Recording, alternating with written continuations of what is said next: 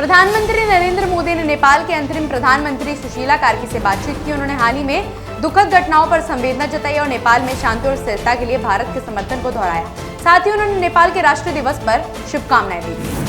बिहार के शाहबाद मगध क्षेत्र के बीजेपी कार्यकर्ताओं की बैठक में केंद्रीय गृह मंत्री अमित शाह ने कहा कि उनकी पार्टी में चुनाव नेता नहीं बल्कि कार्यकर्ता जिताते हैं। उन्होंने बताया कि एक पत्रकार ने उनसे पूछा कि चुनावी मौसम में जनसभा की बजाय कार्यकर्ता बैठक क्यों। इस पर शाह ने जवाब दिया कि बीजेपी कार्यकर्ताओं की ताकत से चुनाव जीतती है। दिल्ली में लोकसभा में विपक्ष के नेता राहुल गांधी ने आरोप लगाया कि कर्नाटक के अलंद क्षेत्र में 6018 वोट हटाने की कोशिश की गई। उन्होंने कहा कि ये प्रक्रिया एक बूथ अधिकारी के चाचा का वोट हटने से उजागर हुई थी, जिसमें पड़ोसी का नाम सामने आया लेकिन उसे जानकारी नहीं थी। राहुल गांधी ने दावा किया कि किसी बाहरी ताकत ने वोट हटाने की प्रक्रिया को हाईजैक किया।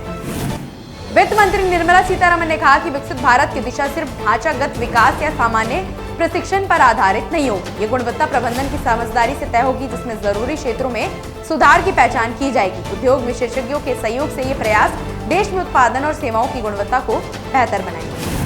संयुक्त राष्ट्र में भारत के स्थायी प्रतिनिधि पर्वतनेनी हरीश ने कहा कि पाकिस्तान आधारित लश्कर-ए-तैयबा और जैश-ए-मोहम्मद जैसे आतंकी संगठनों को अफगानिस्तान की जमीन का इस्तेमाल नहीं करने देना चाहिए। उन्होंने अफगानिस्तान पर यूएनएससी बैठक में वैश्विक स्तर पर मिलकर कार्रवाई की अपील भी की।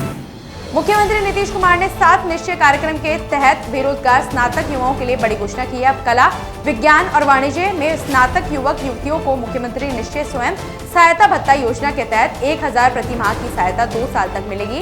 ये फैसला आगामी विधानसभा चुनावों से पहले युवाओं को राहत देने के उद्देश्य से लिया गया है। बीजेपी नेता अनुराग ठाकुर ने कांग्रेस सांसद राहुल गांधी पर चुनाव आयोग के खिलाफ बार-बार गलत और बेबुनियाद आरोप लगाने का आरोप लगाया। उन्होंने कहा कि आयोग ने साफ किया है कि कोई भी सदस्य ऑनलाइन वोट डिलीट नहीं कर सकता। ठाकुर ने राहुल गांधी पर लोकतंत्र को कमजोर करने और जनता को गुमराह करने का आरोप लगाया। उत्तराखंड के चमोली जिले में बादल फटने से करीब 200 लोग प्रभावित हुए हैं। मुख्यमंत्री पुष्कर सिंह धामी ने राहत और बचाव कार्यों का निरीक्षण किया और बताया कि घायलों को अस्पताल पहुंचाया गया है, जबकि फंसे लोगों को सुरक्षित निकाला जा रहा है। प्रशासन और बचाव दल लगातार राहत कार्यों में जुटे हुए हैं। लखनऊ में मुख्यमंत्री योगी आदित्यनाथ ने कहा कि 2017 से पहले उत्तर प्रदेश में न मेट्रो थी न एयरपोर्ट का अच्छा नेटवर्क। आज प्रदेश के 6 शहरों में मेट्रो चल रही है और 16 एयरपोर्ट संचालित हो रहे हैं। उन्होंने बताया कि यूपी के पास अब देश का सबसे बेहतरीन नेशनल हाईवे नेटवर्क है। गुजरात की राजधानी गांधीनगर में प्रशासन ने साबरमती नदी किनारे बने करीब 700 अवैध ढांचों को हटाने के लिए बड़ा अतिक्रमण विरोधी अभियान शुरू किया है। गुरुवार सुबह से हुई इस कार्रवाई में दोपहर तक लगभग 150 ढांचे तोड़े जा चुके हैं।